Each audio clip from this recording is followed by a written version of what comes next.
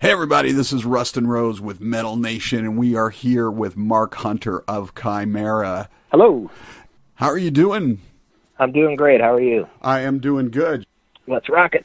This is kind of interesting. You know, I'm used to talking about tours and albums, and today we're talking about mental health and hope and things of that nature. I like, where does one even begin the conversation about mental health and mental illness? It's such a personal and individual topic. Yeah, I understand. With me, I guess in pertaining to the documentary, I think it gives fans of our band and maybe other, fans of other artists that have these types of situations a little bit of a unique perspective into where do these lyrics come from, right? So many fans attach themselves to the lyrics of a band, and you even get them tattooed on or write them as, quotes on their social media. They mean a lot to the fans. So I think that it's interesting to see that, for me at least, it's grounded in reality. A lot of my lyrics, if I'm not singing about one of my favorite movies or something, it's definitely personal. So, and it's the way I cope with the darker times of my life, is to write these things down and then be able to scream them, as I touch on in the film, is very cathartic. So I don't think I'm too different from many artists out there, and I think it just gives the casual fan a great insight into where is it coming from.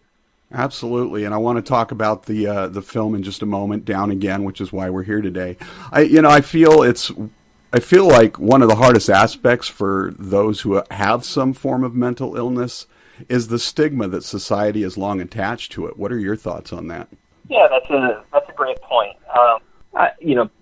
Partly, I think that we sometimes make that term mental illness a little too black and white, where it just might mean someone in a straitjacket in padded walls, and that's really what we perceive it as, perhaps, but it's really not that black and white. And for example, what I have is a form of bipolar known as hypomania, and they kind of call it functional bipolar, where it can affect you, but it's not as severe as full-blown mania.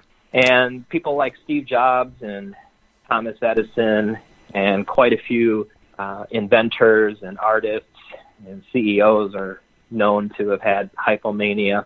And again, I'm not putting myself in league with those geniuses by any means, but I'm just trying to showcase that it's not a guy in padded walls, although maybe some would argue Steve Jobs belonged there. But but yeah, I mean, there's people that are creating and doing brilliant things and utilizing it to their advantage, and that's kind of what Nick, the director, and myself do. Is we have an ability to focus on projects for long periods of time, and we use it to our advantage. We have these moments of high functioning productivity, and that's like a blessing. But where it's kind of a curse with me is just as extreme as my productivity is, I can have downtime down moments rather, where I can't be bothered to get out of bed, and I can't even choose what I would want to watch on TV. So I wind up staring at a wall or something. It's almost like you're on pause. So those are the moments that how it affects me, where I'm either like really up or really down.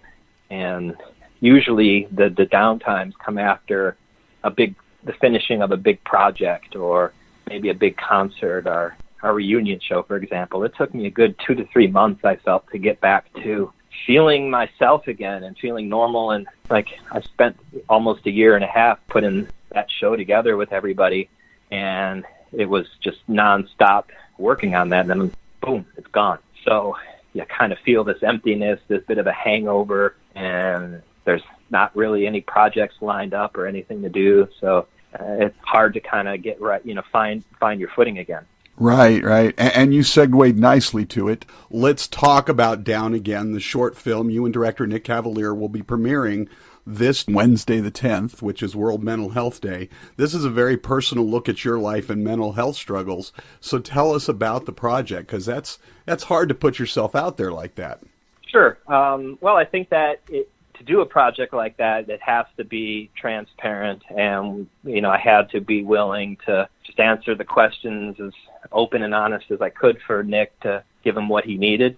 And the project came together by both of us participated in a panel discussion with Dr. Runnels, who's also in the film. We met last year during Suicide Prevention festival called Acting Out in Cleveland, sponsored by Derek Hess, who Nick also made a movie about. And we just kind of talked about all of this stuff out in the open and in front of people, and that was Nick's eureka moment to put it on to film. And I thought it was a great idea, but I just didn't think I was interesting enough because, I mean, there's people that are way worse than I am with this, but when you kind of put it into the perspective that my story is a little more allegorical and it can be about anybody, and using my story as more of a conversation starter rather than full-on explanation of what mental health is and how we're going to cure it or anything like that. It's just more of a allegory and a conversation starter. So I thought that'd be pretty great. And then it also benefited me because I was able to capture that moment in time with getting back on stage with my bandmates who I hadn't been on stage with in 7 years.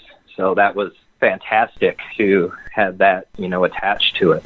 And it's interesting because it is a time to really have these conversations, because we've seen so many high-profile losses just in the heavy music community alone recently with Cornell Bennington, and so recently Jill Janis, who even talked about the same thing in Psychology Today a couple of years ago. And so many people who do not suffer with some of this stuff, extreme depression, anxiety, and mental health-related issues, they can't fathom how somebody gets to that point, especially somebody who in their eyes seems to have it all, looks and fame and money or some sort of reward. How do you explain to those that have this gift of not having to struggle with it what that's like? Sure. Well, first off, to comment on those losses, just from somebody that does have depressive symptoms, it really is a hard pill to swallow because, they're in your same industry, and they're like, if we're looking at it as a pyramid, they're at the top. So it's like they're the types of people that we, strive to get to their level of success. And I guess if that teaches us anything, that level of success and money and fame really doesn't matter. So, it's a tough pill to swallow. But for people that don't experience it, I can't imagine, because especially being not in the same industry. So, I can identify with Chester and Cornell for understanding that, what it's like to be a musician, what it's like to be a front man, what it's like to be on tour. But I don't have, there's obviously way more I can't relate to. But so just putting myself into someone's shoes that doesn't know any of that sort of struggle or what it's like for those experiences is kind of impossible for me. But just know that it's hard. It's really hard for us to swallow because we're like, well, these are our peers in a sense. Right. Obviously, you found catharsis with Chimaira, creating your music and everything, but you've had this fantastic passion for photography that you're now immersed in. One of them was sort of the extroverted thing. Now this is more of an introverted art. How is that different for you, number one, and what sparked your interest in this form of expression? Is the catharsis different? Yeah, totally. Let's see, where do I start? The interest in photography comes from movies. I'm a massive movie geek, and I'm way more knowledgeable probably about movies and filmmaking than I am music, which is kind of humorous because one of my great friends who works in the film industry is extremely knowledgeable about music. And he wishes, he was in my position where I kind of wish I was in his sometimes. So, but anyway, I digress. The passion is from movies, so I love cinematography. I love the types of movies I enjoy have minimal dialogue.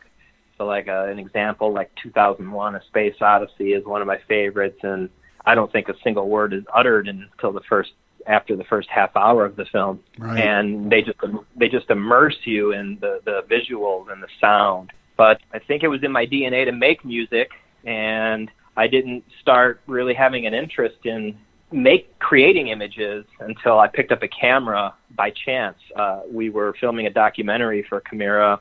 We had extra cameras, but not enough cameramen. So I was helping the director and cinematographer film just some B-roll. And I was like, man, this is a lot of fun. And then I just kind of started playing around even more. And I was getting strong feedback, I would take photos with the camera, or they liked the shots. So some of my friends just kind of said, hey, man, you're a natural at this. And so I bought, actually the camera guy said, hey, man, you should buy my camera. I was going to sell it anyway. I'll give it to you for cheap, and you should play around with it. So I just think I enjoy what images can do. And for me, it's inexplainable, whereas music is a little more explainable. And that's kind of the differences. I know, like, I'm tackling a certain emotion and a feeling, and I'm getting out maybe some demons, or maybe I'm saying some things to try to help rise people up. And whereas with photos, like, I could be driving and it's just like, whoa, that looks great. I don't know why it looks great. It just feels awesome to look at it, and I want to take a picture of it. So it's a little more esoteric, I guess, where I don't understand it, or maybe it's just not there for why, but it just makes me feel good. And I can be way more prolific with photography versus like, you can only make an album every 2 years because you have to tour. Also, it's way out of my genre.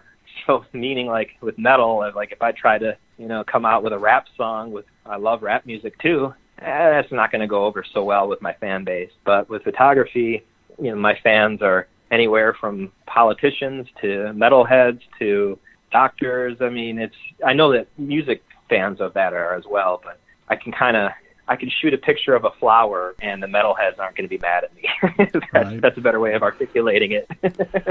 Does doing the photography, because it's more of a solitary sort of creativity, does that help you with the hypomania, because you don't have as much responsibility per se to other people and to fans and bandmates and such? Yeah, I'm a natural introvert. I mean, on all of those Myers-Briggs tests, I never have come, as an extrovert. And even on tour, I was an introvert. I didn't really socialize that much. So it's less routine. And that's kind of what helps, where it's like, another day and I can't find the bathroom in a venue. And then when you find the bathroom, it's just disgusting. And all these horrible things on tour that just, and you don't want to talk about it. And then, like, or you're trying to, like, not think about it, and then, like, the other guy in the band is like, oh, did you see that disgusting bathroom? And it just little things like that that'll be like the start of your day, and it just eats away and eats away. And that's what the fans don't get to understand, is that the 23 hours a day you're not on stage are pretty miserable. Yeah. But at home and being with photography, and again, isolated, if I wanted to, I could go by myself up a mountain and take photos all day for 6 to 8 hours, whatever I'm comfortable with, camping by yourself. So yeah, that is a good point. I've never really thought of it that way. You're not responsible to anyone else. And that's another thing that eats away at you in a band, is if you're the leader, you don't want people to go home broke. Everyone's in the same boat. Whereas if I fail with pictures, I'm not failing anyone else, just myself. And you said huge movie fan and everything. Are there, like, types or one or two types of movies that you like to watch more when you're at one end of your spectrum versus the other? I never thought of that. I've never even really paid attention to what I gravitate towards when I'm low. I think when I'm low, I need to learn. I feel like I need to learn, so I get more into a learning vibe where, this will inspire me to create something new that I haven't, or do something in a way I never thought of before. And so I tend to gravitate toward, if I'm going to gravitate towards a film, it'll be probably something that's just really fantastic, considered one of the best, like a There Will Be Blood, or just something that I find that was done really well all around, so I can learn. Or I'll go on YouTube and just find videos that are pertaining to photography or editing that'll help increase my skill set. And that kind of gets me out of the funk and, like, inspired enough. I want to go do that. That was a cool thing that I want to go try now. And then it's like, next thing you know, you're behind the camera trying to replicate that. At the beginning of all this, I sort of, in a roundabout way, asked what this documentary meant to you when you gave us an idea. What do you hope it will mean for others? This is a question I have been asked, and I know I'm going to be continued to be asked, and I just haven't articulated it as strongly as I'd like, but without it just sounding like corny, like, well, I hope it's positive. It's more or less like, I just like people to see that there are ways, like, we're not all that different. I think people experience ups and downs pretty unanimously, as is someone like me just probably experiences them a little more severe. So I think that I like that they're going to get a discussion on the surface, like, whoa, it's cool to see the band play, on one level. On another level, they're going to learn, like, in the beginning, like we touched on, like, where's all this coming from? And then also that it's okay to talk about these things, and which you alluded to in the beginning was the stigmatism behind everything. I don't think it's something that people need to keep inside. And if they're more open and honest about what they're going through, there's ways to, you're not going to cure it. That's like, well, it's how you're perceiving it. So for me, and I know like Nick, we see it as using it to our advantage. Yeah, it sucks if we're low or something, but if we wouldn't have talked about those things, or if we wouldn't have gotten help and been open and honest with our feelings, we wouldn't know how to get ourselves out of those lows faster, and we wouldn't know like exactly what's going on, so we know what to attack it with a little more targeted. Awesome, Mark. Again, thanks so much for taking the time to talk about Down Again, coming out this Wednesday, World Mental Health Day. Look, I want to see some of your photography. I'm excited to see some of that because the few photos I've seen were pretty damn good. So awesome. Yeah, well, my Facebook page and my Instagram, I post stuff on there all the time. Excellent. Yeah, you've got a natural eye, and that's really the thing. You can teach a photography class to people, but if they don't have a natural eye for it, it's not going to matter. I agree. Thank you for thinking that. I appreciate it. Absolutely. Be well, my friend. You too. Cheers. Thanks Take for your care. time.